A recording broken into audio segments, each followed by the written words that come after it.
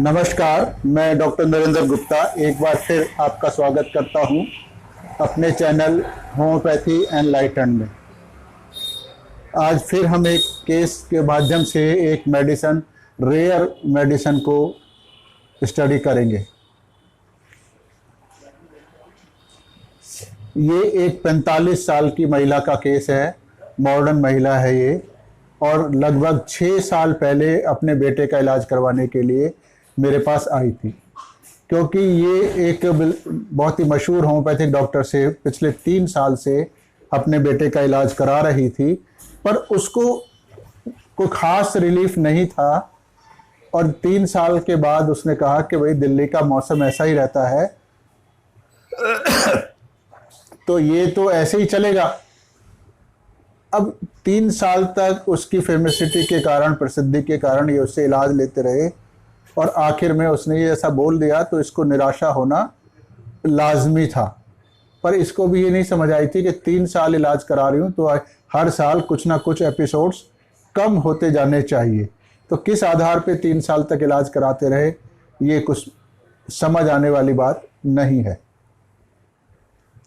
मेरे विषय में ये पहले से जानती थी, क्योंकि इसकी सोसाइटी के बहुत सारे लोग मेरे से ट्रीटमेंट लेते हैं, ठीक हुए हैं, ये सब बात इसको मालूम थी। एक बार पहले भी मेरे पास ये आई थी कभी, तो उस समय मैंने इसको सहजयोग के विषय में बताया, तो उसके बाद ये लौट के मेरे पास नहीं आई।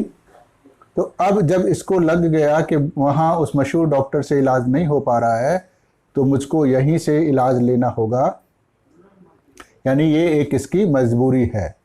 तो इसने आते ही मेरे पास एक शर्त रखी कि मैं इलाज तो कराऊंगी, पर आप कभी भी मुझसे सहज योग के विषय में बात नहीं करोगे तो फिर मैं इलाज शुरू करती हूँ। तो हमें इसमें कोई आपत्ति नहीं थी, तो हमने बड़े आसानी से इस शर्त को मान लिया कि हम आपसे सहज योग के विषय पे बात कभी भी नहीं करेंगे। तो इस शर्त पे इसने इलाज शुरू किया। अब मेरे मरीज जितने भी होते हैं वो ज़्यादातर मरीज बन के आते हैं और मुझसे सहज योग, क्योंकि सहज योग एक ऐसी चीज़ है जो हर इंसान को करनी है, इसीलिए उसका जन्म हुआ है मानव रूप में। तो ज़्यादातर मेरे पेशेंट वो सहज योग करने लग जाते हैं। उनको इतना लाभ होता है कि वो मेरे क्लिनिक में दवाई जब लेने आते हैं तो ध्यान में बैठ जाते हैं, और कुछ बिना दवाई लेने की भी इच्छा उनकी नहीं होती है, ज़रूरत नहीं होती है, फिर भी मेरे क्लिनिक में ध्यान करने के लिए वो आते हैं।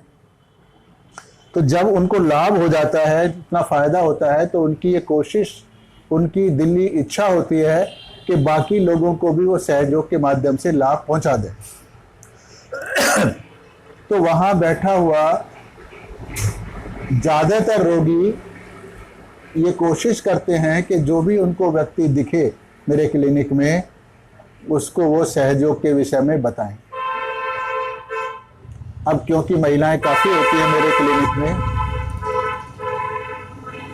मेरे क्लिनिक में महिलाएं काफ़ी होती हैं, और ये भी एक महिला है, इसलिए जब भी ये आती है तो कोई ना कोई पुराना रोगी इसको सहज योग के विषय में इससे पूछने लगता है कि आप सहज योग कब से कर रही हो, तो या क्यों नहीं कर रही, तो क्यों नहीं कर रही, और उसके विषय में इसको सहज योग के विषय में बताने लगता है। और मैं चुपचाप इसको देखता हूँ, क्योंकि मैंने अपने को मना किया है कि मैं नहीं बताऊंगा, पर मेरे मरीज नहीं बताएंगे, ऐसी कोई शर्त नहीं थी, तो इसलिए ये उनको मना नहीं कर सकती थी। तो जब बार बार इसको सहयोग के विषय में बताया गया मरीजों के द्वारा, तो इसने भी मजबूरीवश सहयोग करने की इच्छा जाहिर की अपने मरीजों, मेरे मरीजों से। तो उन्होंने इसको सहयोग सिखाया, और सहयोग सीखने की शुरुआत होते ही इसकी ज़िंदगी में बड़ा बदलाव आना शुरू हो गया। क्योंकि जब भी हम सहयोग शुरू करते हैं तो हमारा संबंध ईश्वर से बन जाता है, और फिर ईश्वर हमारी ज़िंदगी को चलाते हैं। तो जो जो हमारे जीवन में कमियां हैं वो उनको दूर करते हैं, ज्ञान देते हैं। तो जब ये एक हाउस वाइफ है, और इसका पति हिमाचल में कहीं ना कहीं सेब वगैरह का होलसेल बिजनेस करते हैं, और उसमें बहुत ज़्यादा ऐसा डेड श्योर नहीं होता है कि उसमें आमदनी होगी या क्या होगा, वो बड़ा रिस्की काम होता है। तो इसलिए इसने कहा, सोचा, इसके दिमाग में ये विचार आया कि मैं पढ़ी लिखी भी हूँ और घर में रहती हूँ। अब ये तो इसके बच्चे भी 9th 8th 9th में पढ़ते हैं, तो उम्र इतनी, शादी के इतने साल के बाद से तो ये गृहिणी ही थी, पर अब सहयोग करते ही इसको ये ध्यान आया, यानी ये परमात्मा ने उसके दिमाग में विचार डाला कि अब मुझे भी कुछ कमाना चाहिए ताकि घर का अच्छे से चले। तो इसने मेरे से सलाह ली और कहा कि मैं न्यूट्रिशन का कोर्स करना चाहती हूँ वंदना लूथरा से। तो इन्होंने वहाँ से पहले डिप्लोमा किया, डिप्लोमा के बाद इसने वहाँ से मास्टर डिग्री की। तो उन्होंने वहीं इसको जॉब देने की ऑफ़र करी, पर जॉब के साथ उन्होंने बॉन्ड भी भरवाना चाहा, जो कि मैंने इसको मना किया कि बॉन्ड आप नहीं भरिए।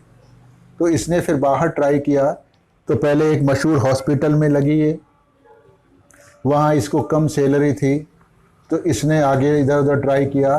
तो बहुत ही थोड़े समय में ये एक बहुत बड़े जिम के साथ जुड़ गई। इस जिम की लगभग 100 से ज़्यादा शाखाएं पूरे हिंदुस्तान में हैं, और ये इंटरनेशनल लेवल पे कॉन्फ्रेंसेस ऑर्गेनाइज करते हैं। तो उसी रेफरेंस में ये इंटरनेशनल लेवल पर अपने जिम को रिप्रेजेंट करने के लिए गई, और वहाँ भी इसका प्रेजेंटेशन इतना अच्छा था। 8 कंट्रीज़ की इसने यात्रा की, और 8 कंट्रीज़ में ही इसने अपने आप को टॉप पे रखा। हर जगह इसको वहाँ से प्राइजेज और शील्ड मिले। तो ये, अब आप इससे एक अंदाज़ा लगा सकते हैं कि एक मामूली सी गृहिणी लगभग 3 साल में, 2.5-3 साल में अंतर्राष्ट्रीय ख्याति प्राप्त एक न्यूट्रिशनिस्ट बन जाए, तो उसके दिमाग में क्या बदलाव आएगा। तो जाहिर बात है कि वो अपने को और महिलाओं से बहुत ऊंचा और पुरुषों से भी बहुत ऊंचा समझने लगेगी, यानी उसके दिमाग में एक अहंकार का जन्म होना बड़ा स्वाभाविक है। तो ये बिल्कुल इसी तरह इसके साथ भी हुआ। अब ये, इसीलिए मैंने ये कहानी आपको सारी बताई है कि आगे सारा केस इसी बैकग्राउंड से जुड़ता है। ये क्योंकि रिकॉर्डिंग में नहीं होती है, तो इसलिए मुझे बतानी होती है। तो जब इतना सारा अहंकार इसके अंदर आ गया, तो सारी क्रियाएं जो भी इसकी होंगी घर में, बाहर, समाज में, वो इसी अहंकार से गवर्न होंगी। तो इसलिए अब ऑफिस में, घर में, सब जगह अहंकार पूर्ण रवैया, तो ये इसको फिर प्रॉब्लम में भी फंसाएगा। अब जब जब ये प्रॉब्लम में फंसती है, यानी जब जब इसको लगता है कि अब मैं क्या करूं, तो ये उस समय मुझसे सलाह लेने के लिए आती है, इलाज के लिए नहीं आती है। तो वहाँ उस समय मेरी सलाह से उसकी वो समस्या ठीक हो जाती है। इसलिए ये मेरे को काफ़ी मानती है, मेरी हर बात को मानती है, और कभी अगर इसको दवाई की ज़रूरत होती है तो मैं इसको मेडिसिन भी देता हूँ ताकि ये बैलेंस में आ जाए। तो अभी ये काफ़ी दिनों से इसके, क्योंकि इतने टॉप पे इतनी जल्दी पहुँची है, तो जाहिर बात है कि ऑफिस का स्टाफ, मैनेजमेंट वगैरह भी इससे बड़ी जेलसी रखते हैं, और वो पूरी जैसे ऑफिस में पॉलिटिक्स होती है वो इसके साथ भी होने लगी है, और उसी ऑफिस पॉलिटिक्स का ये शिकार हो गई है। अब इसको लगने लगा कि अगर बहुत तो जो हुई, तो उसको लगा कि मुझको ये सारी बातें अपने सीनियर्स को पहुंचा देनी चाहिए, क्योंकि इसने जो इमीडिएट बॉसेज हैं इसके, उस जिम के जो मैनेजमेंट है,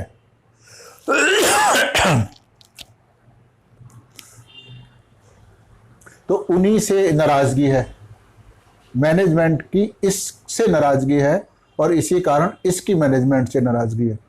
तो इसको ये लगा कि मुझको जो हायर अथॉरिटीज़ हैं उन तक इनकी कंप्लेंट पहुंचा देनी चाहिए, ताकि मैं इस राजनीति से बचूं, सुरक्षित रहूं, और मेरा सम्मान भी यहाँ बना रहे।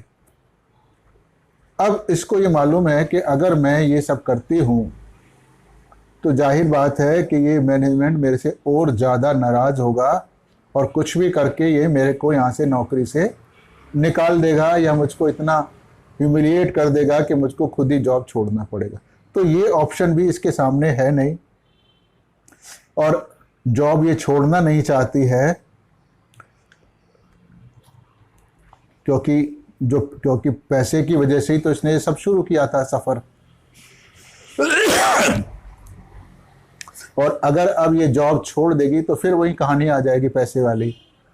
अब ये एक बहुत ही सुंदर महिला है, मॉडर्न है, मॉडर्न ड्रेसेस वगैरह पहनती है, बोल्ड भी है, पर इसमें कल्चर और मैनर्स काफ़ी हैं। तो वो सीनियर्स लोग इसको इसका ब्यूटीफुल होने का वो एडवांटेज, इससे लाभ उठाना चाहते हैं इसका। पर ये क्योंकि ये सहयोगी है, बहुत कल्चर्ड है, अच्छा कैरेक्टर है इसका, चरित्र है, तो इसने कभी भी उनको ऐसा करने का मौका नहीं दिया। तो इससे भी वो और ज़्यादा चिढ़ते हैं क्योंकि ऑफिस में नॉर्मली ये छोटा मोटा सब चलता है, तो पर इसने कभी वो छोटा मोटा भी मौका उन लोगों को नहीं दिया और इनसे ऊपर बढ़ती चलेगी। तो ये सारा माहौल इसके खिलाफ है, उसी के कारण ये दुखी हुई है। अब ये इन सब हालात से इतनी परेशान हो गई, इतनी हर्ट हो गई है कि ऑफिस का या तो ये क्लेश हमेशा के लिए उसके दिमाग पर हावी रहता है। अभी जब मेरे पास आई है तो इसका चेहरा थोड़ा सूजा हुआ है, रोने को हो रही है और यह बहुत ज़्यादा गुस्से में है, जैसे गुस्से में पूरी तरह से भड़की हुई है। आज की छुट्टी इसने ली है। बहुत ऊंची ऊंची आवाज़ में बड़ी तेज़ी से बोल रही है, एक्साइटेड है। तो यह इस केस को पूरी तरह से हूबहू पेपर पर तो नहीं वर्णन किया जा सकता, पर फिर भी पाठक अपनी जो कल्पना है उसके सहारे जितना आप समझ सकते हैं उसको समझने की कोशिश करें। मैं कोशिश करूंगा कि उसको हूबहू पिक्चर आपके सामने आ सके। रोगी जो है बहुत उदास और हताशा भरी आवाज़ में बोलती है, डॉक्टर साहब मुझे ऐसे लगता है कि मेरा बीपी काफ़ी कम हो गया है, बार बार हो रहा है। कल ऑफिस में भी हुआ था, तो फिर मैंने कॉफ़ी पी ली थी तो कुछ देर बाद ठीक हो गया। जब यह हुआ था तो खाना खाने के आधा पौने घंटे बाद हुआ था जबकि आधा पौना घंटे बाद बीपी लो होने की संभावना कम होती है। उस समय मेरी हालत बिल्कुल भी हिलने डुलने वाली नहीं थी, तो फिर मैंने कॉफ़ी पी तो थोड़ा ठीक हुई और शाम को भी मैं आधा घंटा ऑफिस से पहले ही निकल आई। मैंने वहाँ उनको कह दिया कि मैं जा रही हूँ, मेरी तबीयत ठीक नहीं है। जब 3-4 दिन पहले आपके पास आई थी मैं, तो उस दिन भी सुबह में 2-3 बार ऐसा ब्लड प्रेशर लो हो चुका था मेरा। तो आपके पास से जाने के बाद मैं खाना खाकर सो गई थी, ऑफिस की छुट्टी कर ली थी। मैंने अपने ऑफिस में एक ईमेल डाल दी थी कि मेरी तबीयत ख़राब है, मैं ऑफिस नहीं आ रही हूँ। ये मतलब इसने पिछले इतने सालों में इसने कभी भी छुट्टी नहीं ली थी, तो अभी ये वहाँ जाना नहीं चाहती थी, इसलिए इसने सब किया, जबकि इसने बीमारी में बड़े आराम से जा सकती है। जब ये 3-4 दिन पहले मेरे पास आई तो उसने दवाई नहीं मांगी थी, तो ये केवल अपनी ऑफिस की समस्या के बारे में मुझसे सलाह लेने आई थी कि इसको इन हालात में क्या कदम उठाना चाहिए। ऑफिस ना जाना भी इसका ऑफिस के हालात से बचने का ही एक कदम है, क्योंकि यह इस खराब हालत का सामना नहीं करना चाह रही थी, हिम्मत नहीं थी इसके अंदर। इसको बहुत ज़्यादा गुस्सा चढ़ा हुआ था, मन में नौकरी जाने का डर था और अपमान की आग में ये जल रही थी।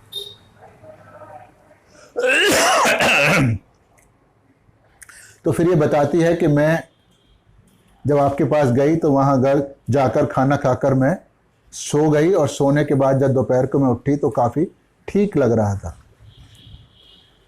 तो मैंने कहा अभी तो आप इतनी ज़्यादा डिप्रेस क्यों महसूस हो रही हैं? रोगी तुरंत ऊंची आवाज़ में जवाब देती है, जैसे को वो अपने को डिप्रेशन में या कमज़ोर दिखाना नहीं चाह रही है। वो नहीं नहीं, तो वो सब तो ऐसे ही है, ठीक है, सब सब ठीक है, सब ठीक हो जाएगा। परंतु पिछले 2-3 महीनों से ऐसी ही स्थिति चल रही है इसकी, परंतु कुछ भी अभी तक ठीक हुआ नहीं है। 2-3 महीने में कई बार सलाह लेने आ चुकी है। बस इतनी सी बात है कि मैं थोड़ा सा नेगेटिविटी यानी जो नकारात्मक ऊर्जा है उसको बहुत जल्दी से एब्जॉर्ब कर लेती हूँ, बस और कोई बात नहीं है। अब ये यहाँ ऐसा कह ये अपने आप को कमज़ोर नहीं दिखाना चाह रही है। चलो अच्छा ठीक है, अभी मुझे बताओ आप क्या कहना चाहती हो। यानी अब मैं उसके दिल की बात को जानने की कोशिश कर रहा हूँ। रोगी स्वयं को अपने काबू में रखने का प्रयास करते हुए बोलने लगती है कि वो कंट्रोल से बाहर ना हो जाए। जब मैं 3-4 दिन पहले आपके पास आई थी तो श्री माता जी, हम लोग सहयोग की जो फाउंडर हैं वो श्री माता जी निर्मला देवी जी हैं, हम उनकी पूजा करते हैं और उन्हीं के फोटो के आगे ध्यान करते हैं, क्योंकि वही आदि शक्ति इस सृष्टि की रचयिता है। श्री माता जी हम मेरे मन में भाव दे रही थी कि तू त्याग पत्र दे दे। फिर जब मैं ऑफिस गई तो वहाँ का माहौल सारा बदला हुआ था। तो जब मैं ऑफिस गई तो अंदर से ही वो भाव दे रही थी, अंदर से ही आत्मा से आवाज आ रही थी कि उन लोगों के खिलाफ एक शिकायत भरा ईमेल डाल दे, यानी हायर अथॉरिटी से शिकायत कर दे इन लोगों की, चाहे तो त्याग पत्र अभी मत दे, क्योंकि यह क्षमा करने का सिद्धांत तेरा और सहज योग का सिद्धांत है। इन लोगों को वो तेरे क्षमा भावना की कोई कदर नहीं है, वो समझेंगे नहीं कि तूने क्षमा कर दिया तो ये तो लोग और तेरे सर पे चढ़ेंगे और बिना ईमेल के या शिकायत के कोई भी तेरी बात इनको समझ आएगी नहीं, यानी तेरा असर इनके ऊपर होगा ही नहीं। फिर ये लंच के समय तक मैं फिर वापस फुस हो गई, यानी इसका जो एक्साइटमेंट और गुस्सा था वो फिर द्वारा ठंडा हो गया। मतलब कि उसने जो शिकायत भरी ईमेल भेजने का जो दिमाग में विचार आ रहा था वो सब खत्म हो गया और मैं पूरी तरह से शांत हो गई कि ये शिकायत विकायत करके क्यों गंद मचाना है, किसके लिए गंद मचाना है, किसकी शिकायत किससे करनी है। सब एक ही जैसे तो हैं, जैसा ये मैनेजमेंट है ऐसे हायर मैनेजमेंट है, ऐसी लोअर स्टाफ है, सारे ही तो गंदे लोग होते हैं। तो मतलब मैं कहना चाहता हूँ कि एक गंदे आदमी की शिकायत मैं दूसरे गंदे आदमी से करूं तो क्या हासिल होगा मुझसे, फायदा कुछ नहीं होगा। तो शिकायत तो केवल परमात्मा से की जाती है जहां से कोई समाधान भी मिले। यह सब बदलाव जो कुछ ये बोल रही है इसके मन में छुपे हुए डर के कारण है, यानी ये डरी हुई है, इसलिए ये मेल भेजने से डरती है और इसने पर ये अपने को ये ना अपनी निगाहों में दिखाना चाहती है कि वो डरी हुई है और ना ही मेरी निगाह में ये कमजोर सिद्ध होना चाहती है कि वो डरी हुई है, इसलिए ये सब बातें कर रही है, अपने को ही समझा रही है कि ऐसा नहीं करके तो डरी हुई नहीं है बल्कि बहादुर है।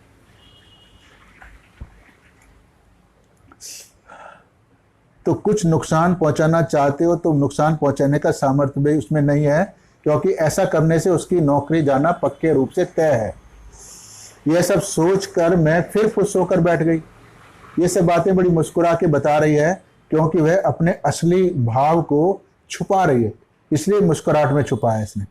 खालिद बेलाडोना ही नहीं मुस्कुराता है बोलते समय छुपाने के लिए, और भी बहुत सारी दवाइयां हैं जो मुस्कुराती हैं अपने हालात को छुपाने के लिए। कि कोई शिकायत नहीं करनी, शांत भाव से करो, शांत भाव से रहो, शांत भाव से काम करो और हालात को देखो कि किस प्रकार से चल रहे हैं। अगर ठीक लगे तो नौकरी करते रहो, अगर लगता है कि हालात वैसे के वैसे ही हैं तो फिर 3-4 महीने के बाद नौकरी छोड़ देना।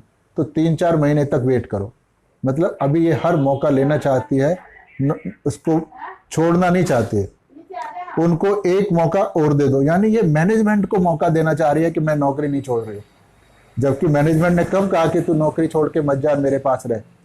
तो ये तो खुद वो इसको डर है कि वो निकाल देंगे। यहाँ यह उनको मौका देने की बात कर रही है, जबकि नाराज तो यह खुद है और ना ही कोई इसको मना रहा है कि तू छोड़ के मत जा। यहाँ यह केवल स्वयं को समझा रही है कि अभी तेरे हालात ऐसे नहीं है कि तू नौकरी छोड़ सके, इसलिए अपने अपमान के कारण आहत हुए अहंकार को जैसे सहला रही है, उसको मल्लम पट्टी कर रही है उसकी। तेरी इतनी जल्दबाजी में फैसला लेना ठीक नहीं है, ऐसे कोई जल्दबाजी में फैसले नहीं लिए जाते, यानी नौकरी छोड़ने का फैसला। पर एक बात तो पक्की है डॉक्टर साहब, क्योंकि पहले भी ऐसा कई बार हो चुका है कि एक बार स्थिति अगर मैनेजर के कंट्रोल में आ गई तो फिर इन लोगों ने फिर दोबारा वैसे ही तमाशे शुरू कर देने हैं। वैसे एक बात और है कि जब ये मेरा अपमान ऑफिस में मतलब अकेले में करते हैं तो सब चलता है, वो तो सब मैं बर्दाश्त कर लेती हूँ। पर जब ये मेरी टीम, यानी ये टीम की लीडर है, उसके अंदर काफ़ी सारी लड़कियां काम करती हैं जिनसे इनको काम निकालना होता है, मतलब काम करवाना होता है। जब ये मेरी टीम के सामने मेरी डिसरेस्पेक्ट करते हैं, इंसल्ट ना भी करें, इंसल्ट नहीं बल्कि डिसरेस्पेक्ट कह रही है। अच्छा ठीक है, वो डिसरेस्पेक्ट मैं कहती हूँ, मेरा इंसल्ट, मेरा सम्मान मत करो, पर कम से कम डिसरेस्पेक्ट मेरे टीम के सामने तो नहीं करो, बदतमीजी से तो बात नहीं करो। वो फिर मेरे लिए बहुत ही डेट्रीमेंटल होता है। मैं पूछता हूँ ऐसे क्या डेट्रीमेंटल कैसे होता है? डेट्रीमेंटल माने विनाशकारी, जो बहुत ही नुकसान पहुंचाने वाला होता है इसको। तो बताती है ये, मेरे टीम मेंबर से मैं फालतू संबंध नहीं रखती हूँ अपनी टीम से, तो फिर जब जैसे सीन हो जाते हैं इस किस्म के इंसल्ट होने वाले, तो वो टीम मेंबर मेरे ऑर्डर्स का पर कोई ध्यान ही नहीं देते। उनसे कोई भी काम करो वो बिल्कुल सुनते ही नहीं है, काम करके ही नहीं देते, तो उनको लगता है तो बोलती रहती है ऐसे ही।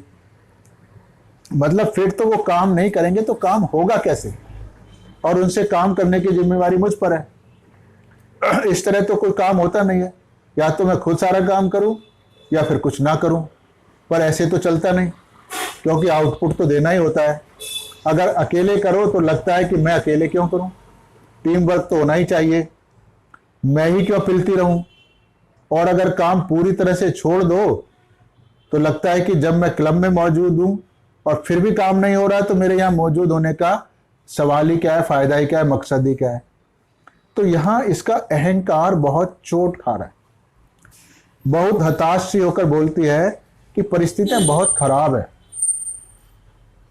और अगर ये सब लोग मेरी टीम के सामने ही ना दिखाए कि मेरी गलतियां हैं, या बदतमीजी से भी मुझसे ना बोलें, चाहे मेरी रेस्पेक्ट ना करो पर बदतमीजी से तो ना बोलो, यह तो मेरे लिए बहुत बड़ी बात हो जाती है।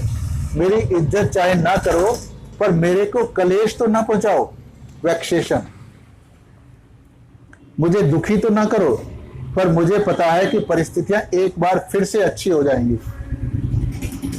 अब ये स्वयं को झूठी तसल्ली दे रही है, क्योंकि इतना कहते ही तुरंत वो तीव्रता से बोलती है कि मुझे मालूम है कि ये लोग खुद तो नहीं सुधरने वाले, मतलब मैनेजमेंट नहीं सुधरने वाला है, क्योंकि मुझे यह भी मालूम होना चाहिए कि जो कुछ भी बदलाव है वो मुझको करना है, यानी मुझे खुद को बदलना है, उन लोगों को स्वयं को बदलना नहीं है।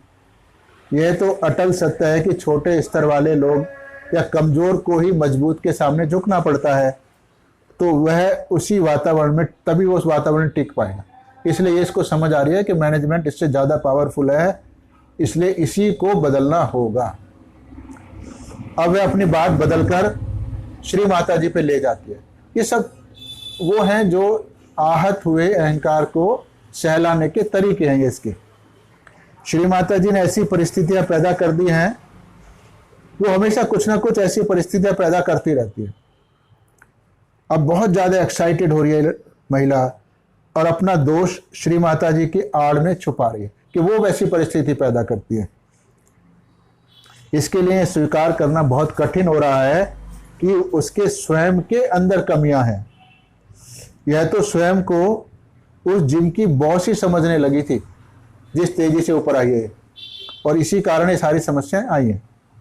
अब श्री माता जी ने कुछ ऐसी परिस्थितियां पैदा कर दी हैं तो सब ठीक हो ही जाएगा।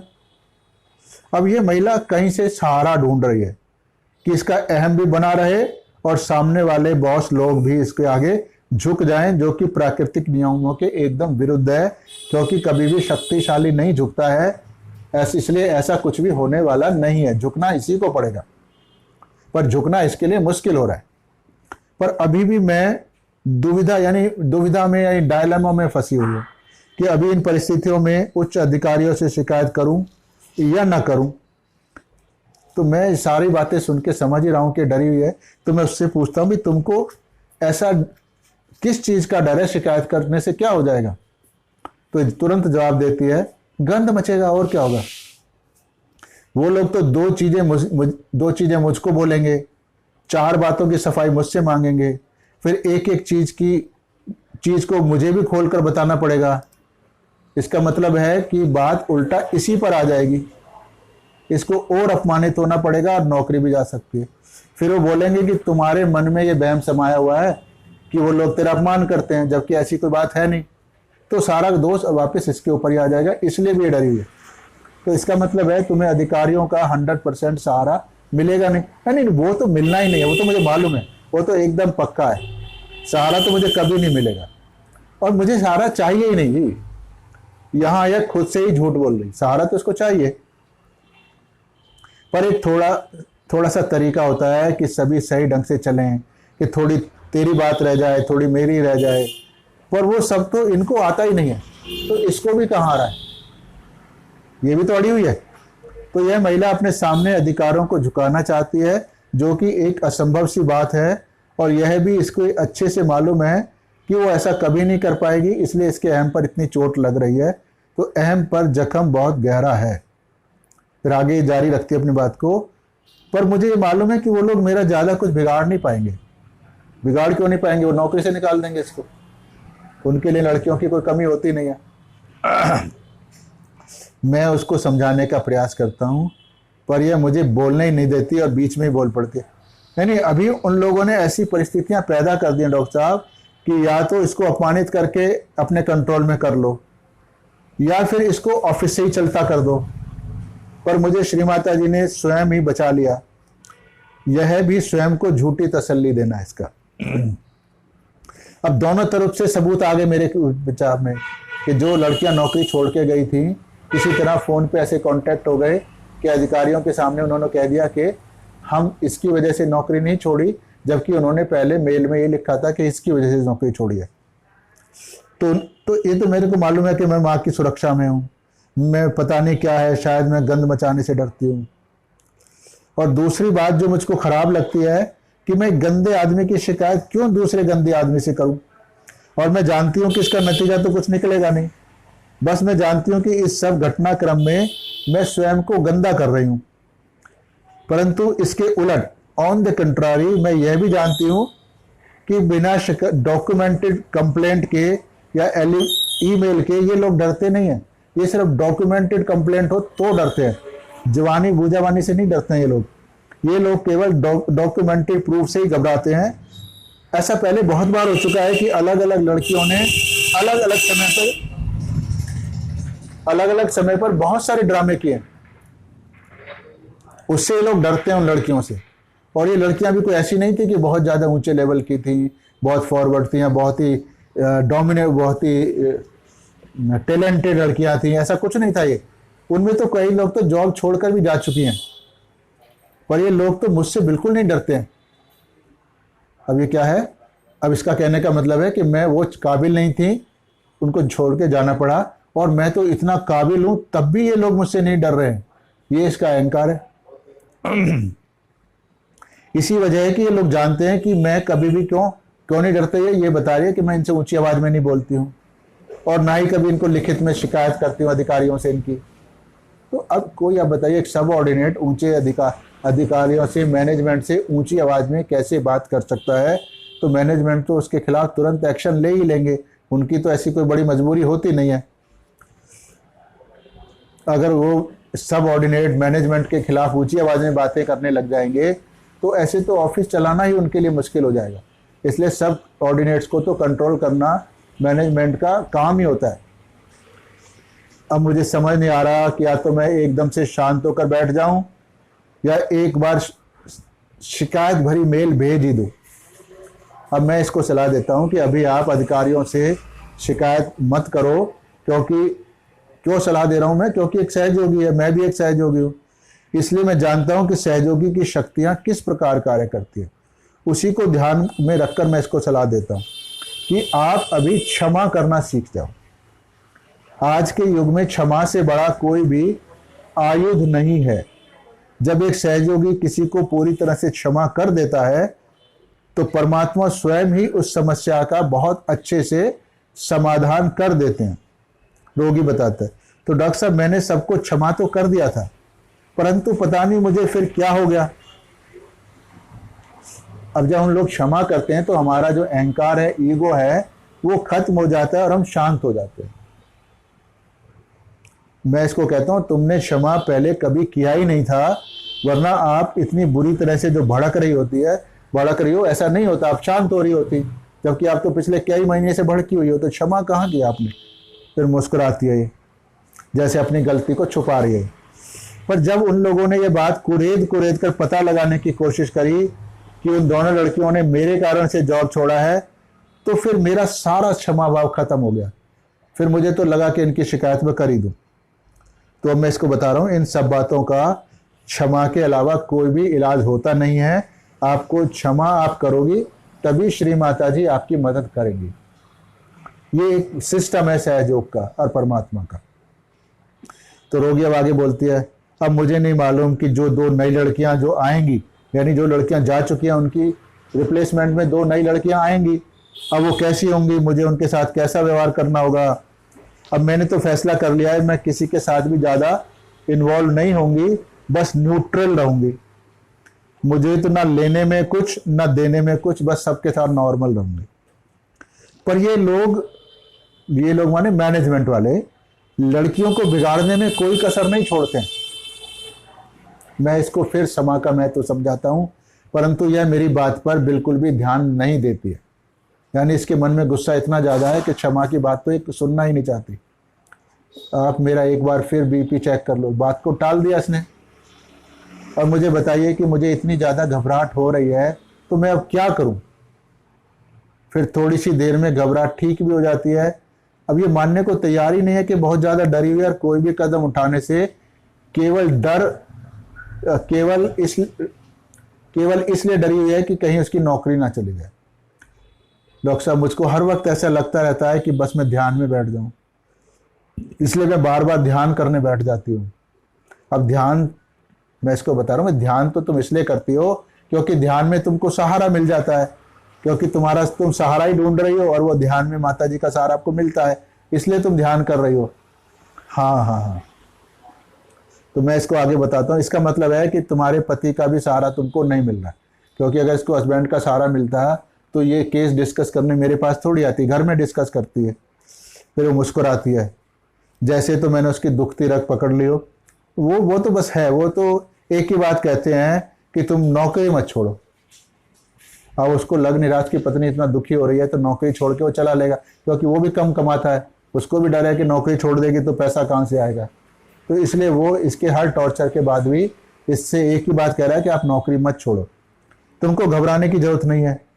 अब वो घबराए, या हालात तो ये फेस कर रही है, तो घबराना तो इसी को है, वो तो घर में बैठा हुआ है।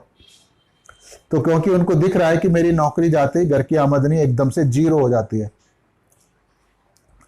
वो कहते हैं कि जब तक तुम अपना नया क्लिनिक एस्टेब्लिश करने लायक ना हो जाओ तब तक नौकरी मत छोड़ो, इसमें तुम्हें कम से कम 6-7 महीने तो और जॉब कर लो। तो मेरा मतलब है कि उन्होंने तुम्हें कोई सहारा दिया नहीं है। नहीं, उनको कभी भी कोई ऐसा सहारा मुझे मिलता ही नहीं है। जैसे मैं पहले कभी ऑफिस के किसी आदमी की तारीफ करूं उनसे, तो कहते थे कि तू ऑफिस में तो बड़ा अच्छा रहती है और यहाँ घर में मुझ पर आंख दिखाती है, मुझ पर रौब झाड़ती है। और अगर मैंने कभी ऑफिस की कोई समस्या उनको बता दी तो कहेंगे तू है ही ऐसी, जब तू है ही ऐसी है तो तभी तो तेरी सबसे लड़ाई होती है। तो मैं तो दोनों तरफ से फंस जाती हूँ। तो इसलिए मैंने तो फैसला करा है कि इनसे कोई बात ही नहीं करूँगी ऑफिस के विषय में। मुझे तो श्री माता जी का सहारा पक्का है, इसमें तो कोई शक नहीं है। मुझे ये मालूम है कि जब श्री माता जी मुझको सीधा करना चाहती है, सीधा करने का मतलब है कि जब इसकी अकड़ तोड़ना चाहती हैं तो तभी वो ऐसी नई घटनाएं पैदा करती है मेरी जिंदगी में। अब वो मुझको अध्यात्म के अगले लेवल पे, यानी ऊंचे लेवल पे ले जाना चाहती हैं, इसलिए मेरी जिंदगी में ये बदलाव आए। ये सब अपनी तसल्लियां देने का तरीका है। कि जब तक मेरी ज़िंदगी में समस्याएं नहीं आएंगी मैं अध्यात्म के नए ऊंचे स्तर पे नहीं पहुंच पाऊंगी। अब क्या हो, मैं सुबह 4 बजे ध्यान के लिए नहीं उठती थी पहले कभी भी। मैं अलार्म लगाती थी 5 बजे का, पर अलार्म बंद करके फिर सो जाती थी, कभी ध्यान में नहीं उठती थी कि ध्यान के लिए उठती नहीं थी। और अब जब ये घटना हुई है तो मैं सुबह 4 बजे उठ जाती है जबकि अलार्म 5 बजे का होता है। तो अब मेरे को ध्यान करने लग गई हूँ मैं। लेकिन अब ये उस वजह से नहीं हो रहा है, आँख खुलने की इसकी असली वजह है इसका डर। तो इसको नींद ही नहीं आती, वो दहशत बनी रहती है। और ध्यान में इसको लगता है ध्यान करूंगी तो श्री माता जी का सहारा मुझको मिल जाएगा और ये समस्याएं सॉल्व हो जाएंगी। तो ये समस्या सॉल्व करने का एक उपाय है ध्यान करना इसकी नज़र में, और वास्तव में होता भी है। तो ये उस कारण से कर रही है। तो मैं इसकी सारी बात सुनने के बाद समझ रहा हूं कि सहयोग भी अच्छे से नहीं कर रही है, क्योंकि अगर ये सहयोग करती तो ये समस्याएं आती ही नहीं। ये पूरी तरह से अपनी नौकरी में लिप्त हो चुकी है, इन्वॉल्व हो रही है। तो इसलिए मैं इसको समझाता हूँ कि अपनी ये जो उत्तेजना है, जो एक्साइटमेंट है, जो एंगर है, इसको आपको पूरी तरह से छोड़कर शांत होना पड़ेगा। यही सहयोग का प्रिंसिपल है। और शांत होने के लिए आपको क्षमा करना जरूरी होता है। तो अब ये बेबसी में मुस्कुराती है क्योंकि क्षमा तो ये कर ही नहीं पा रही और शर्त ऐसी है कि क्षमा करना पड़ेगा। तो इसलिए ये हेल्पलेस होकर मुस्कुराती है क्योंकि क्षमा नहीं करना चाहती, झुकना चाह नहीं रही है। और मेरी सलाह के कारण अब यह निरुत्तर हो गई है क्योंकि जानती है कि क्षमा ही करना एक उपाय होता है। मैं इसको आगे समझाता हूँ। जब आप क्षमा कर देते हो तो आप बहुत ही शक्तिशाली व्यक्ति बन जाते हो। क्षमा करते ही आप अपने अहंकार पर विजय पा लेते हो और अपने सहस्त्रार्थ चक्र में चले जाते हो और वहाँ श्री माता जी की पूरी सुरक्षा और स्नेह आपको मिलता है। इसलिए आप इसके लिए आपको ध्यान की स्थिति बहुत मजबूत होनी होती है। रोगी आगे बात करती है। अब वो बात इसको सुन ही नहीं रही है वो, क्योंकि वो तो इसके मतलब का काम है नहीं। वो तो यह है कि बिना क्षमा करे मैं ऑफिस की समस्या सॉल्व कर लूं। रोगी बताती है अब मुझको जी चक्कर बहुत आ रहे हैं, बीच बीच में ऐसा लग रहा है कि मुझको उल्टी सी आ रही है। उसकी बहुत परेशान सी दुखी सी शक्ल देखकर मैं पूछता हूँ कि बीच में तुम्हें रोना भी आता है क्या? बहुत टीवी आवाज़ में देती है हाँ आता है। बीच बीच में ज़्यादा मैं इमोशनल हो जाती हूँ। ये नहीं कह रही मैं रोती हूँ, झुकना तो कहीं भी नहीं जा रही है, बीच बीच में इमोशनल हो जाती हूँ। यानी बात को डाइल्यूट कर दिया इसने। ऐसा लगता है कि इमोशन का आउटब्रस्ट होगा, मतलब उसके अंदर जो भावनाएं फट चली हैं वो एकदम गुब्बारे की तरह फट जाएंगी। अभी 2-3 दिन पहले मुझे किसी ने कुछ उल्टा सीधा बोला तो मेरी आंखों में आंसू टपक गए। तो मैं एकदम वहां से खिसक गई और बाहर की सीढ़ियों पर जाकर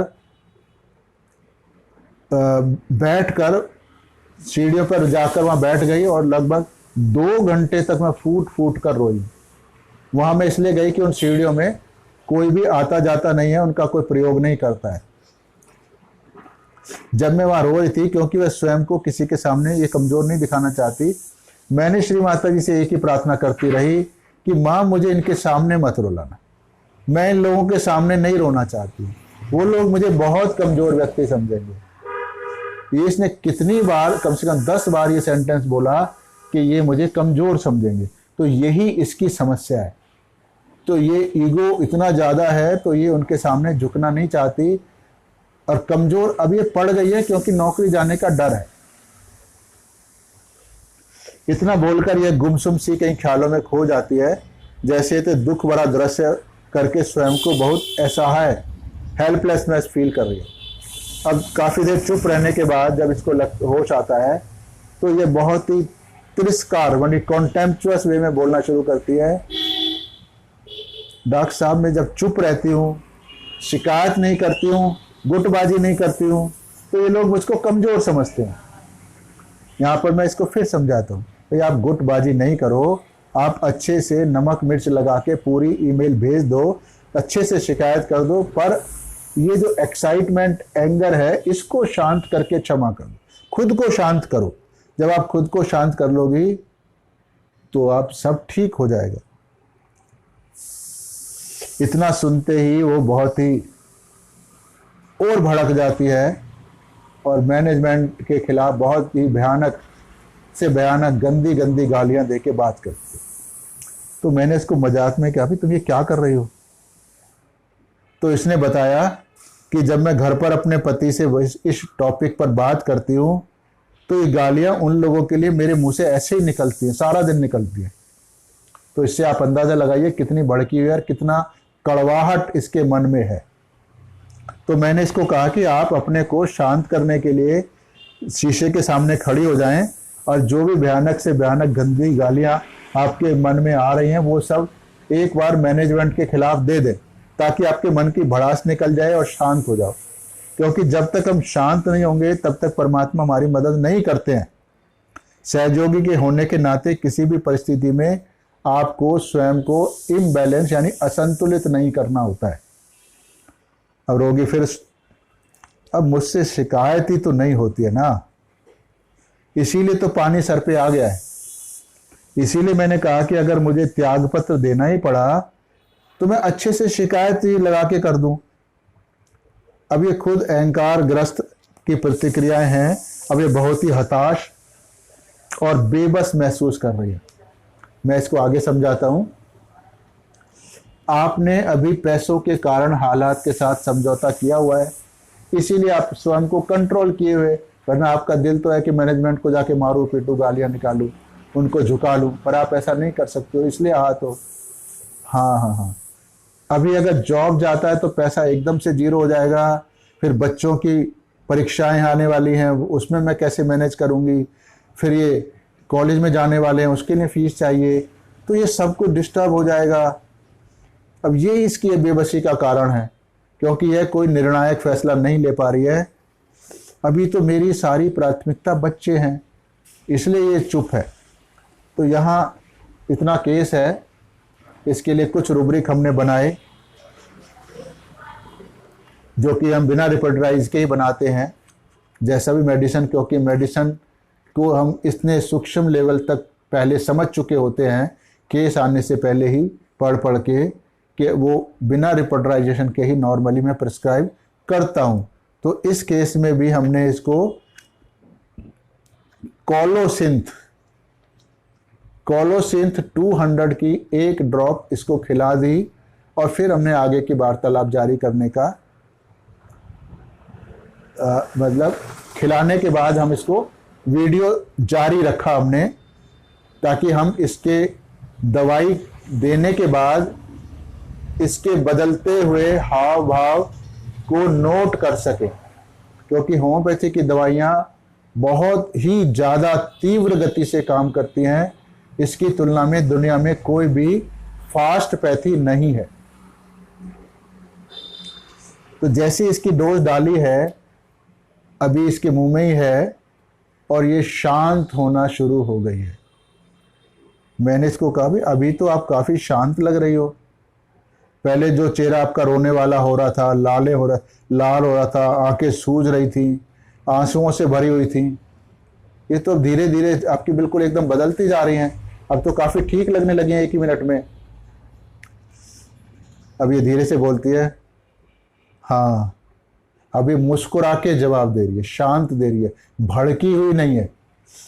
अब चक्कर भी काफ़ी कम आ रहे हैं, अंदर जो एक बेचैनी थी, घबराहट थी, वो सब खत्म हो गया, मैं शांत हो गई हूँ।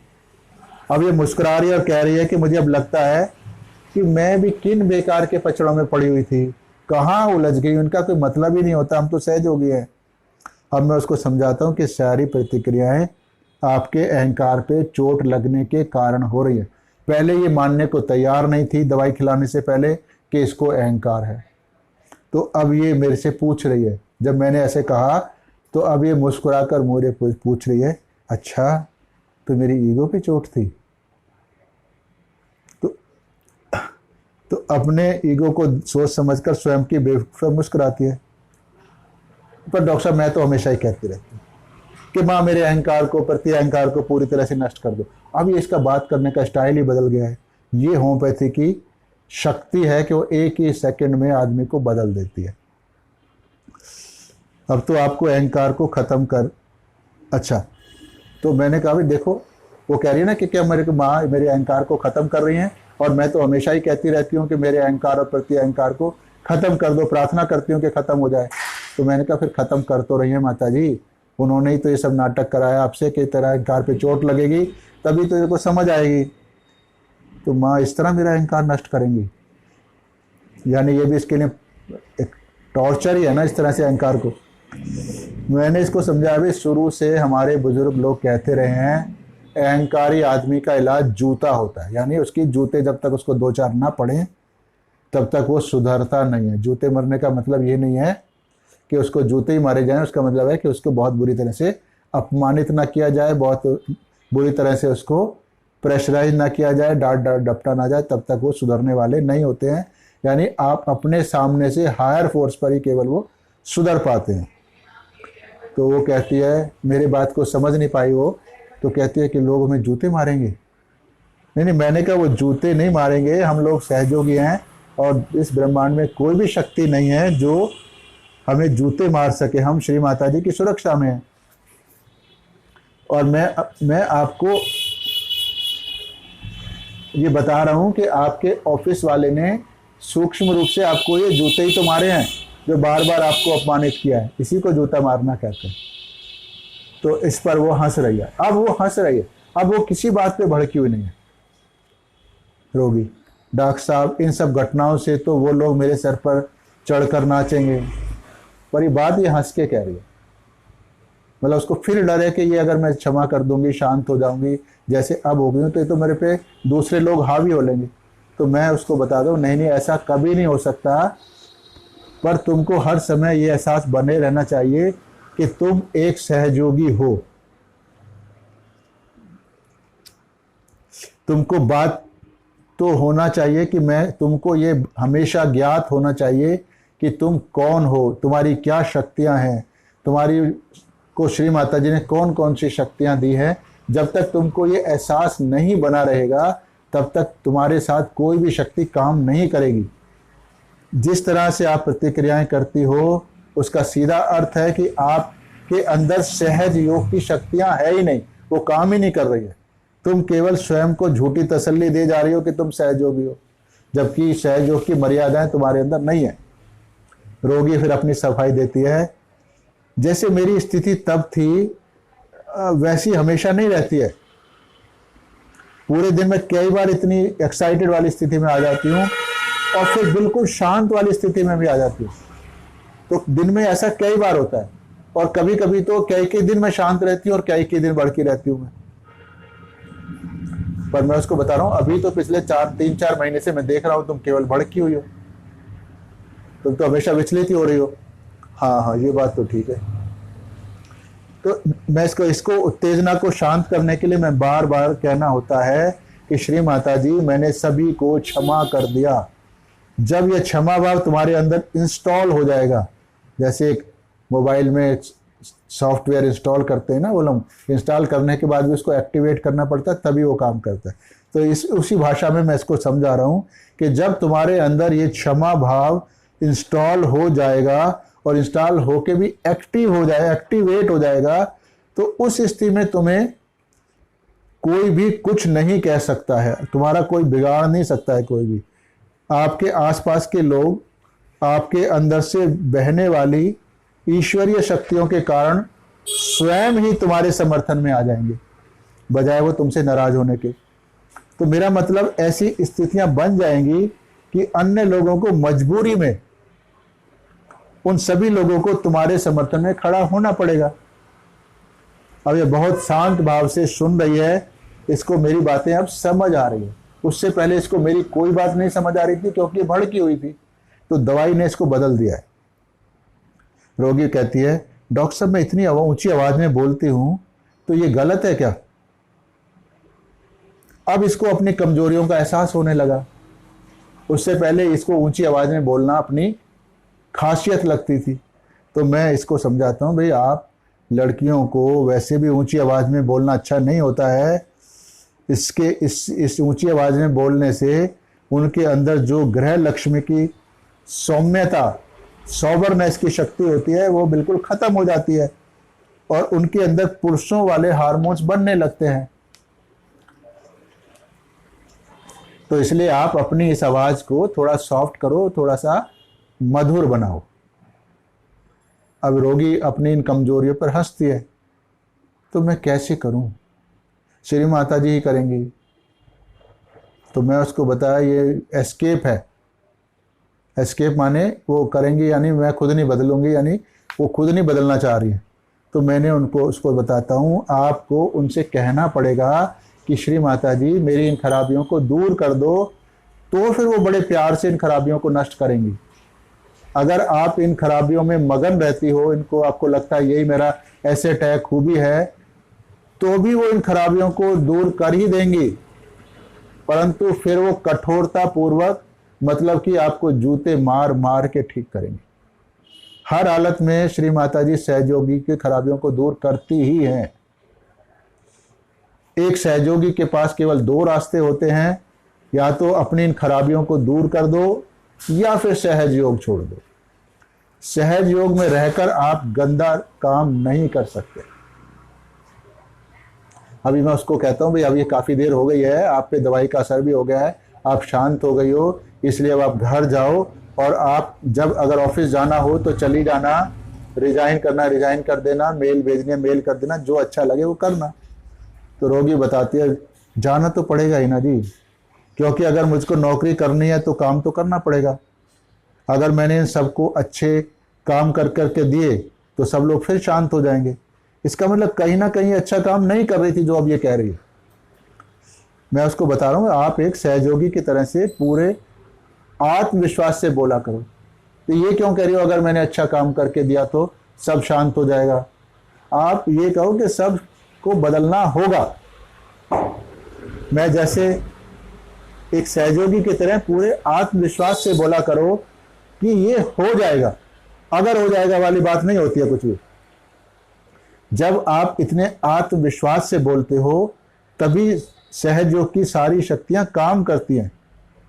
अगर आप अगर मगर शब्दों का प्रयोग करती हो तो ये शक्तियां काम नहीं करती हैं। इसका मतलब है तुम्हारे अंदर उन शक्तियों की कार्यान्वित होने पर शक है, तो आपको एहसास ही नहीं है कि आप कौन हो और सहयोग की शक्तियां क्या होती है, इसलिए काम नहीं करती हैं।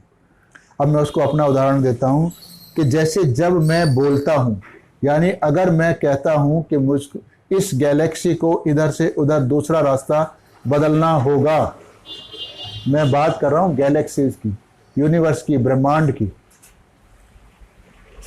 तो फिर गैलेक्सी के पास कोई ऑप्शन नहीं होता है, उसको ऐसा करना ही होता है। मैं किसी दुनियादारी की छोटी बात नहीं कर रहा,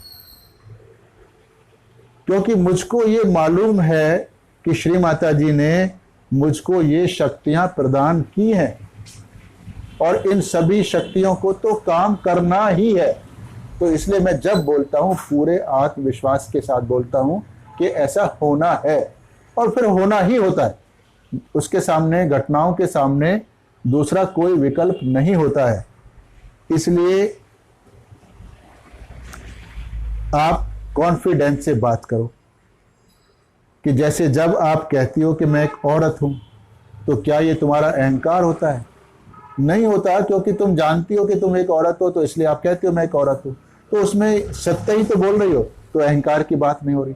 ऐसी जब मैं कह रहा हूं कि जिस गैलेक्सीज को इधर से उधर जाना होगा और वो जाती है, तो ये भी मैं सत्य ही बोल रहा हूं, क्योंकि मुझको मालूम है कि श्री माता जी ने मुझको ये शक्तियां दी हैं और ये काम करेंगी। तो ये हमारे अंदर ईगो नहीं है, सहयोगियों के अंदर ये ईगो नहीं है, बल्कि हम उन शक्तियों को पहचान पा रहे हैं। जब हमारे अंदर ईगो नहीं होती है तो हम उन हालात को रिकॉग्नाइज कर पाते हैं, और जब ईगो होती है तो हालात को हम ठीक ढंग से रिकॉग्नाइज नहीं कर पाते हैं, तभी उल्टी सीधी हरकतें करते हैं। अभी रोगी जैसे पूछती है, इसका मतलब है कि जैसे मैं अभी स्थिति को अहंकार के कारण रिकॉग्नाइज नहीं कर पा रही हूँ।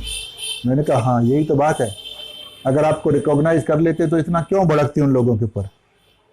तो आपको अपने अहंकार के कारण अपनी शक्तियों का एहसास हो ही नहीं रहा है कि सहयोगी के पास क्या शक्ति होती है, इसीलिए तुम इतना ज़्यादा भड़क रही हो।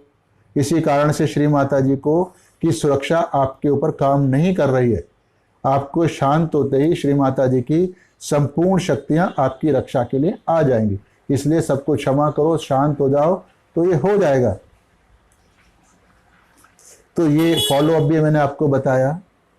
अभी हम इस केस के रूब्रिक करते हैं, जो रूब्रिक मैंने लिए आपको समझाने के लिए, ना कि उस वक्त रिपर्टराइज करने के लिए। रिपर्टराइज मैं नहीं करता हूं। तो अब मैं आपको बता रहा हूं कि इस केस में कौन कौन से इंपॉर्टेंट रूब्रिक हैं। पहला रूब्रिक जो इसका मैंने लिया है, elements from anger with indignation. इनको आगे हम समझेंगे। Element from anger with mortification.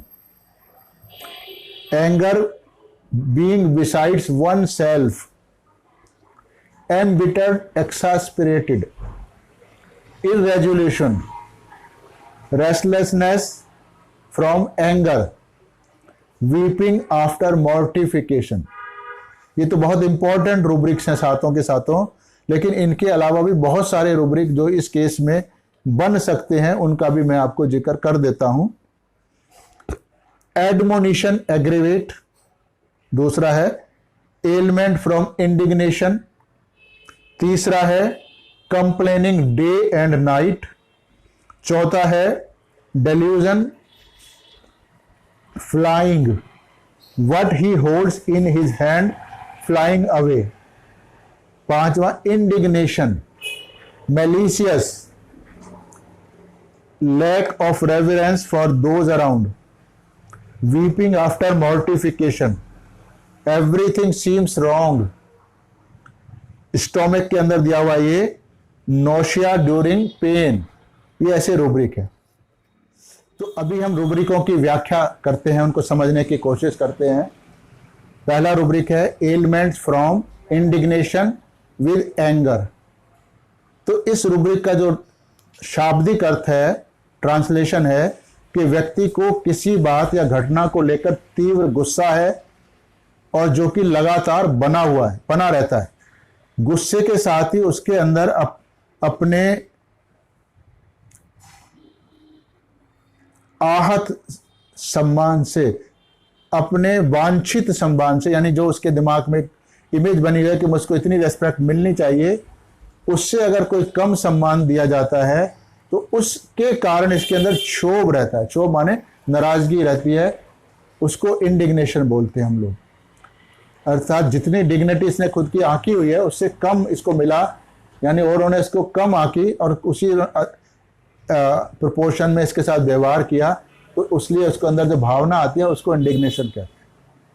अर्थात व्यक्ति सम्मान न दिए जाने के कारण उन लोगों पर क्रोधित होता है जिन लोगों ने उसको जानबूझकर उसकी अपनी अपेक्षा के अनुरूप सम्मान नहीं दिया है। यह गुस्से और अपमान की भावना व्यक्ति में बहुत, यह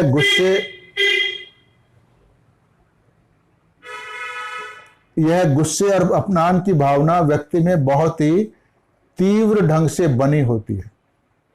अगर हम इस महिला के केस में भी देखें तो पाएंगे कि यह एक सामान्य गृहिणी से बहुत कम समय में अंतरराष्ट्रीय ख्याति की डायटीशियन बन गई। वास्तव में यह एक बहुत बड़ी उपलब्धि है, जो बड़ा आसान काम नहीं है ऐसा होना। और इसी उपलब्धि के कारण इसके मन में अहंकार ने जन्म लिया, क्योंकि साधारण गृहिणी से एक इंटरनेशनल रिनाउंड डायटीशियन बनना इतना आसान काम नहीं होता है। इसने अपने कार्यस्थल पर भी काफ़ी प्रगति करी और इन्हीं कारणों से यह स्वयं को उन लोगों से बहुत ऊंचा और श्रेष्ठ समझने लगी। और इसी श्रेष्ठता के बाद, सुपीरियरिटी के भाव के कारण यह दूसरों से ऐसी अपेक्षा रखती थी कि वो सब लोग इसका सम्मान करें, उसी रेशो में ज़्यादा सम्मान करें जितना है। उसको लगता है मैं बहुत ऊंची हूं और ये सब लोग इसको उसी ऊंचे लेवल का सम्मान करें। पर सामने वाले जो कार्यस्थल पर हैं, इससे ऊपर के पद पर भी कोई अन्य अधिकारी हैं, तो उन लोगों को सभी से उसकी अपनी क्षमता के अनुरूप कार्य करवाना होता है।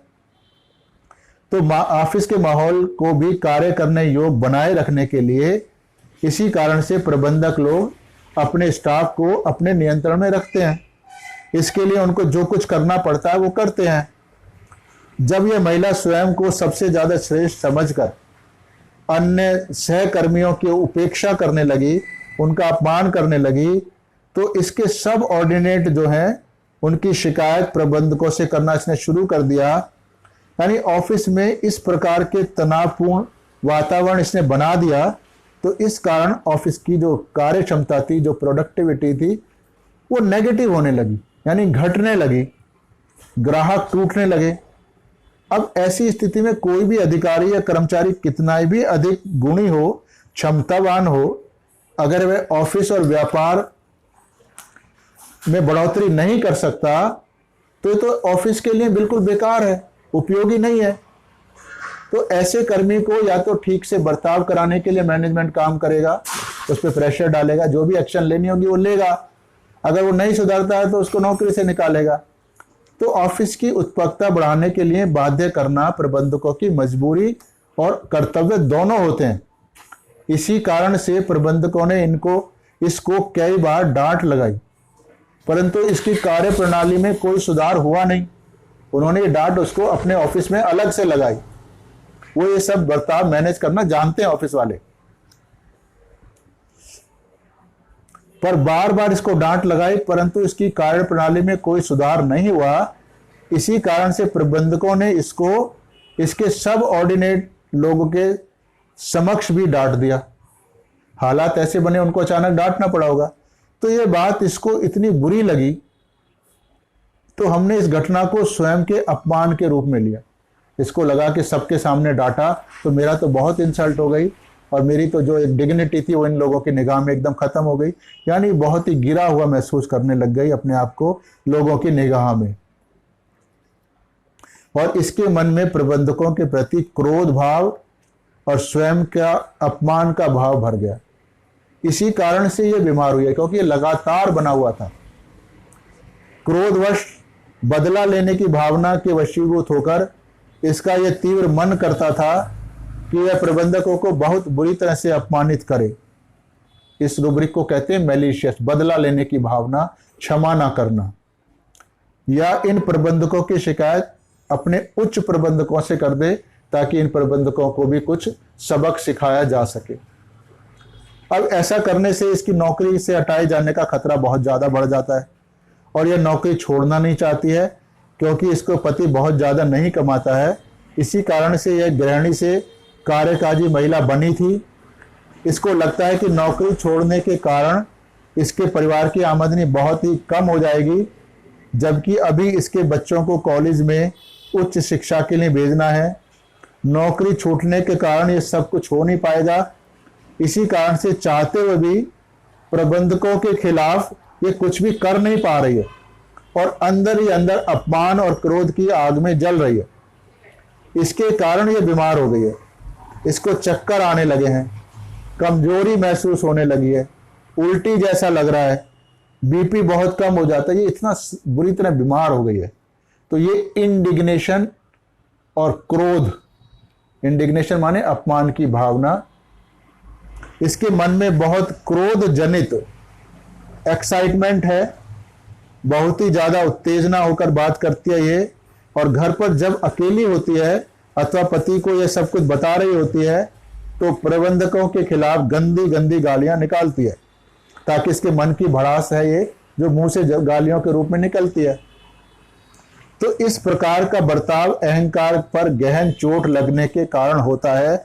अगर इसने स्वयं को अन्य कर्मचारियों के समान समझा होता तो ये फिर ऐसी रिएक्शन नहीं देती है, फिर इसको अपमान नहीं महसूस होता, क्योंकि इसको अपमान का बोध तक फिर होता ही नहीं, क्योंकि ये तो इसको पता ही है कि प्रबंधक तो डांटते ही हैं, क्योंकि उनको तो काम कराना होता है।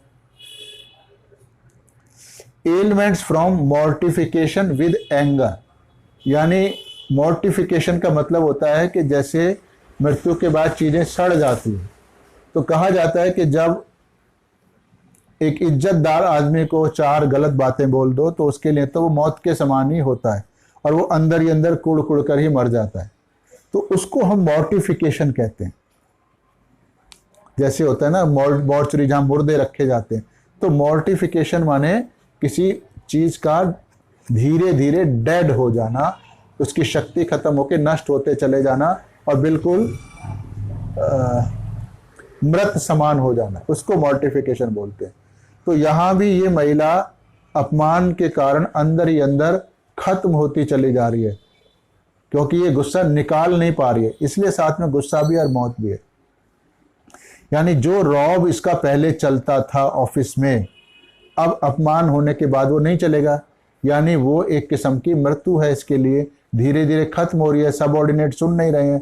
तो ये मॉर्टिफिकेशन की भावना है, अर्थात मृत्यु जैसी अनुभूति के कारण सब कुछ नष्ट भ्रष्ट होने जैसी अनुभूति और गुस्से की भावना के कारण उत्पन्न होने वाली व्याधियां। मॉर्टिफिकेशन को समझते हैं। जब व्यक्ति की मृत्यु हो जाती है और उसका शरीर सड़ने लगता है तो उसको हम शरीर का डिके होना कहते हैं, क्षय होना कहते हैं। परंतु जब जीते हुए भी मृत्यु जैसा भाव आ जाता है तो व्यक्ति का मन बिल्कुल विक्षुब्ध हो जाता है, जैसे बहुत खिन्न हो जाता है, और यह अवस्था व्यक्ति के पश्चात क्षय होने के समान ही है। यानी अगर मर जाए और उसमें डिके हो तो बिल्कुल वैसी ही अवस्था है ये। धीरे धीरे व्यक्ति अपनी शक्ति खोने लगता है, अपना कॉन्फिडेंस होने लगता है, लोगों से कटने लगता है, समाज से बचने लगता है। तो यही तो उसकी मृत्यु है बिल्कुल। तो मॉर्टिफिकेशन का अर्थ हुआ कि व्यक्ति जीते हुए भी सूक्ष्म स्तर पर मृत के समान हो गया है। अब इस केस में जब तक महिला को अपने ऑफिस में मान सम्मान बना हुआ था तब तो ये अच्छे से खुशी खुशी जी रही थी, परंतु सबके सामने अपमानित होना इसके लिए मृत्यु के समान है। क्योंकि जैसे कि एक जीवित व्यक्ति का अन्य लोगों पर रौब प्रभाव यानी एक इम्प्रेशन पड़ता है, वैसा प्रभाव मृत व्यक्ति का नहीं पड़ सकता है। तो इस प्रकार के अपमान के बाद उसके जो सबऑर्डिनेट लोग हैं वो भी इसकी बात नहीं सुनेंगे। ये तो इसकी डेथ हो गई ना, इसका प्रभाव ही पड़ना बंद हो जाएगा उन लोगों पे। तो इसके आदेशों का पालन वो लोग नहीं करेंगे, अर्थात उनके सामने इसका प्रभाव बिल्कुल डेड व्यक्ति के समान रह जाएगा, जैसे तो अब यह बिल्कुल खत्म ही हो रही है या खत्म हो ही गई है। तो यह अवस्था ही मृत्यु के पश्चात शरीर के डिके होने के समक्ष है, समतुल्य है। मॉर्टिफिकेशन हमेशा जीवित व्यक्ति के मन का भाव होता है, जबकि जीवित होते हुए वह प्रभावहीन हो गया है, उसका कोई इंप्रेशन नहीं पड़ रहा है, लोग उसको महत्व ही नहीं दे रहे हैं कि उसका होना ना होना सब बराबर ही है। तो धीरे धीरे खत्म हो गया प्रभावहीन। मॉर्टिफिकेशन में हमेशा ही अपमान या सम्मान न होने का बोध होता है, या सम्मान पूर्ण रूप से समाप्त होने का बहुत डीप फीलिंग रहती है। उदाहरण के लिए हम करते हैं कि एक इज्जतदार व्यक्ति के परिवार के लोग, समाज की इज्जतदार कोई व्यक्ति है, अब उसके परिवार के लोग समाज में कुछ ऐसा गलत काम कर रहे हैं या कर चुके हैं, और जो अब पहले नहीं मालूम था पर अब समाज के सामने आ गया कि उसके परिवार के लोग ये गंदा काम कर रहे हैं। ये खुद गंदा काम नहीं कर रहा है, तो क्योंकि इसकी शान परिवार को अपना हिस्सा ये मानता है, तो लोग बाग अब इसको लगता है कि अरे इतना गंदा काम परिवार, तो यानी इसको वो खुद की महसूस बेइज्जती महसूस हो रही है, जबकि जो लोग कर रहे हैं परिवार के उन लोगों को नहीं महसूस हो रही है। तो समाज का निगाह में बहुत ही गलत काम कर देते हैं, तो इसको लगता है कि वह समाज में क्या मुंह दिखाएगा। लोग बाग उसका अब बिल्कुल सम्मान नहीं करेंगे, क्योंकि वह सब सोचेंगे कि ये तो इसके परिवार के लोग हैं, इसका कितना गंदा परिवार है, यानी उनकी हरकत को ये अपने से जोड़ रहा है। यह व्यक्ति इन बातों को सोच सोच कर मन ही मन खत्म होता चला जा रहा है। इसने लोगों से बात तक करना बंद कर दिया, घर से निकलना बंद कर दिया, मिलना जुलना बंद कर दिया, यानी धीरे धीरे मृत्यु की तरफ, ये सूक्ष्म लेवल पे मृत्यु की तरफ बढ़ रहा है। वैसे तो ये जिंदा ही है। घर से निकलना बंद कर दिया, ये अपराध बोध, अपमान बोध महसूस करने का बोध इसको धीरे धीरे खत्म कर रहा है, मृत प्राय बना रहा है। यही भाव मॉर्टिफिकेशन है। अब इस महिला के लिए अपने सब ऑर्डिनेट के सामने अपमानित होना बिल्कुल मृत्यु के समान है। अंदर अंदर इसका अपमान बोध के कारण ये घुली जा रही है, खत्म होती चली जा रही है, जैसे तो मृत्यु के पश्चात व्यक्ति का शरीर सड़ने लगता है। इसी प्रकार मॉर्टिफिकेशन का यह भाव है, जैसे तो व्यक्ति जीवित होते हुए भी अंदर ही अंदर खत्म होता जा रहा है, यह एक अत्यंत बहुत ही पीड़ादायक स्थिति है, एंग्विश। इससे अगला रूब्रिक हमने लिया था anger being beside one self, यानी अब गुस्से में अपना आपा खो देना, अपना होशो हवास खो देना, स्वयं पर से नियंत्रण खो देना और जो मर्जी आए बोलना। यह महिला भी एक सभ्य महिला की तरह व्यवहार नहीं कर रही है आजकल। बोलते बोलते बहुत ज्यादा उत्तेजित हो जाती है। जब घर पर अपने पति से इस विषय पे बात करती है तो प्रबंधकों को बहुत गंदी गंदी गालियां देती है। इसको इतना भी ध्यान नहीं रहता कि वहीं पर इसके 2 छोटे बेटे बैठे हुए हैं, तो वो अपनी माँ का ऐसा व्यवहार देखकर उन बेटों पे क्या प्रभाव पड़ेगा। यानी ये इसकी पर्सनैलिटी है नहीं। वैसे तो ये सौम्य है, पर अब ये सौम्य नहीं रही है, अब ये बिल्कुल अपने होश में ही नहीं है और उल्टा पुल्टा जो दिल आ रहा बक रही है। इसका अपना कंट्रोल गुस्से के कारण खत्म हो गया। एक और रूब्रिक हमने लिया एम्बिटर्ड एक्सास्पिरेटेड। एम्बिटर्ड माने कड़वाहट, कोई चीज कड़वी होती है उसको एम्बिटर्ड बोलते हैं। पहले नहीं थी, अब हो गई है। तो यानी अब इसके मन में, पहले नहीं थी कड़वाहट मैनेजमेंट और स्टाफ के लिए, अब आ गई है, तो इसलिए इसको एम्बिटर्ड कहा है। तो जैसे तो मन में कड़वाहट घुल गई है, इसके मन में क्षमा, शांति, प्रेम की कोमल भावनाएं एकदम समाप्त हो गई हैं और क्रोध और अपमान ही भरा हुआ है। हर समय मन को विद्वेषित करने वाली भावनाएं उसके मन में भरी हुई हैं। जिसके प्रति यह कड़वाहट है, उसका ख्याल आते ही या उसके विषय में बातचीत शुरू होते ही मन में विद्वेष, नफरत के भाव भरने लगते हैं। यह व्यक्ति उसके विषय में कोई बात नहीं करना चाहता, कोई विचार तक नहीं लाना चाहता, उनके ख्याल तक को इससे मन खराब हो जाता है। तो यह महिला भी अपने प्रबंधकों के व्यवहार से इतना ज्यादा नाराज है, आहत है कि उनका ख्याल मात्र इसके मन को खराब कर देता है, इसके चैन को खत्म कर देता है, मन में कड़वाहट जैसा कर देता है और उसी समय इसका मन प्रबंधकों को गंदी गंदी गालियां देने के लिए करने लगता है। एक और रूब्रिक हमने लिया था इररेजोल्यूशन, इनडिसीजन। एक रेजोल्यूशन का मतलब होता है कि कोई फैसला करना। फैसला मतलब ऐसा नहीं होता, छोटा नहीं होता है, ये कोई बड़ा चीज होती है जिसपे अटल रहना होता है, उसको इररेजोल्यूशन बोलते हैं। जैसे हमारे पार्लियामेंट होती है, उसमें जब कोई गवर्नमेंट फैसला लेती है तो उसको हम रेजोल्यूशन पास करना कहते हैं। यानी अब ये निर्णय ले लिया गवर्नमेंट ने, इसको बदला नहीं जाएगा। तो नई निर्णय ना लेने वाली स्थिति को कहते हैं इररेजोल्यूशन, अर्थात कोई भी निर्णय लेने में असमर्थता। यह व्यक्ति दुविधा में फंसा होता है क्योंकि जो भी ये फैसला करेगा या करेगी, उसी फैसले के कारण इसको नुकसान होगा। ये किया तो इसमें ये नुकसान, वो किया तो वो नुकसान। इसलिए कोई भी इसको ना समझ आ रही है कि कैसे उस स्थिति से निपटा जाए, क्या फैसला किया जाए इस पर्टिकुलर सर्कमस्टांसेस में। तो नुकसान होता हुआ प्रतीत होता है। इसी कारण से कोई अंतिम निर्णय ले नहीं पाता है। अब इस महिला को अपने ऑफिस में नौकरी पर बने रहने के कारण अपमानित, विक्षिप्त होते रहने का डर बना हुआ है, इसलिए नौकरी छोड़ देना चाहती है। अब परंतु नौकरी छोड़ते ही घर में पैसे की दिक्कत आना तय है, इसलिए नौकरी छोड़ने का फैसला नहीं ले पा रही है। अब इसका मन प्रबंधकों की शिकायत करने का है, परंतु यह ऐसा करने में भी हिचकिचा रही है क्योंकि शिकायत करने के पश्चात वहां पर नौकरी करना इसके लिए और ज्यादा मुश्किल होगा, वहां और ज्यादा अपमानित होना पड़ेगा और नौकरी निकाले जाने का खतरा बहुत ज्यादा बढ़ जाएगा। तो इसको दोनों ही फैसले में स्वयं ही का नुकसान होने का डर है और ये नुकसान चाहती नहीं है। इसी कारण से कोई ठोस निर्णय नहीं ले पाती। अगर ये नौकरी छोड़ने में इसको कोई समस्या नहीं होती तो बड़े आराम से फैसला हो जाता।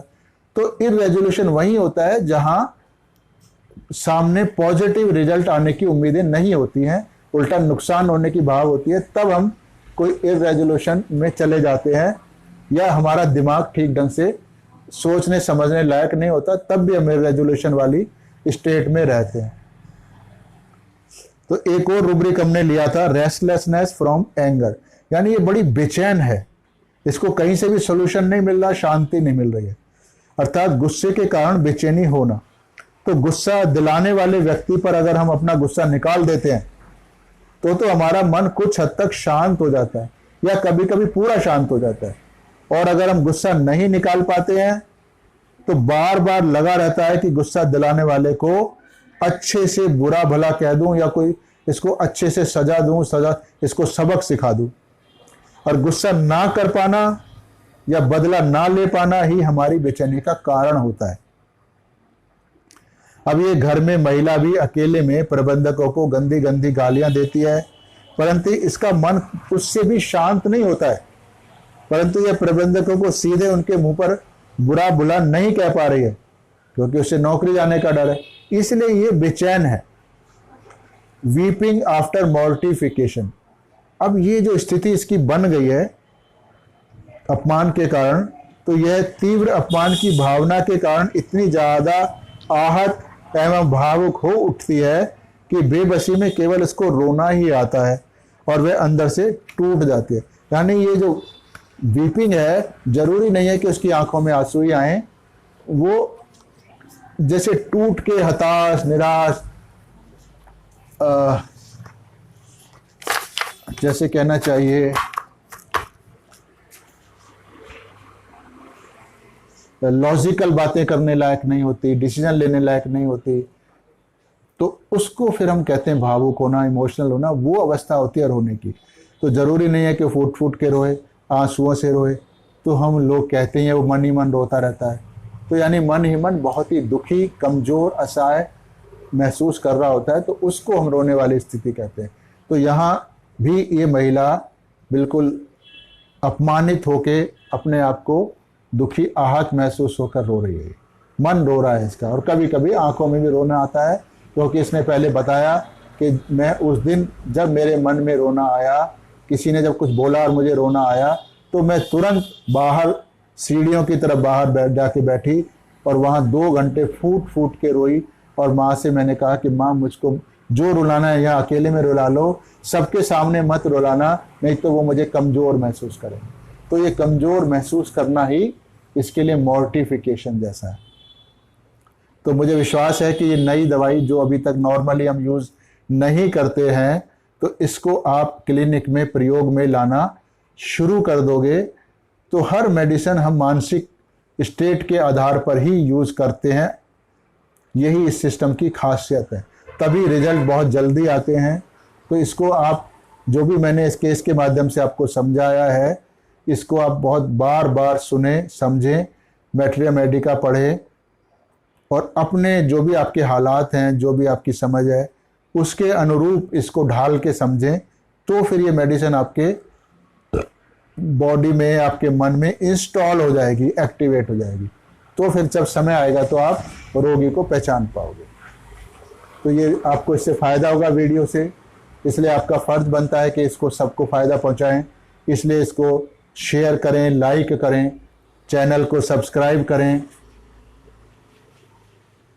और जो भी आप महसूस करते हैं इस वीडियो के बारे में, अच्छाई बुराई, कोई सवाल, वो सब कुछ मुझे कमेंट बॉक्स में कमेंट देके सूचित करें, ताकि मैं आगे क्या कुछ सुधारने के लिए किया जा सकता है वो मैं कोशिश करूँगा। क्योंकि मेरा उद्देश्य ये है कि मैं हर होम्योपैथ को ये सूक्ष्म मेथड सिखा सकूं, ताकि वो भी अपने क्लिनिक में बहुत पूर्ण आत्मविश्वास से, बहुत ही कम परिश्रम से, बहुत ही सटीक ढंग से रोगियों का इलाज कर सके। वीडियो देखने के लिए सभी का बहुत बहुत धन्यवाद। लेकिन